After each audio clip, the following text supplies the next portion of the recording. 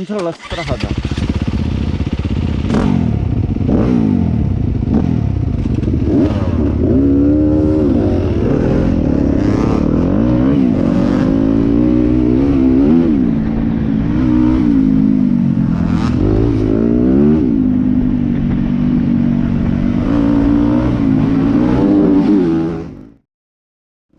Rimane comunque con Lorenzo, guardano al cielo le moto, esce adesso Rossi, braccio di Lorenzo e stavolta l'attacco c'è, vediamolo in staccata, se sarà la staccata furibonda, stacca tardi Rossi o stacca presto Lorenzo, stacca tardi Rossi e con la speranza di scrollarselo via, sì, ma Lorenzo rimane lì, che traverso Motard, vietato fumare come ai vecchi tempi.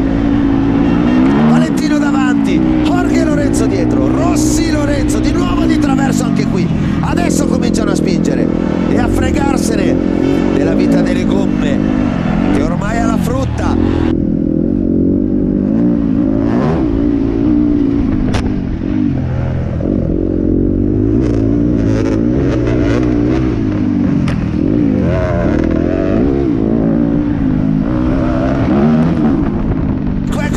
Passa un millimetro e Lorenzo, attenzione la staccata di Valentino che tira, cosa ha fatto? Porca boia! Cosa ha fatto all'esterno?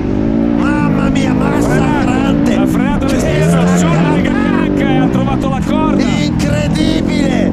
La staccata di Valentino all'esterno che lucidamente ha tirato dentro il ginocchio per evitare Lorenzo e gli ha rimesso le ruote davanti andando alla corsa.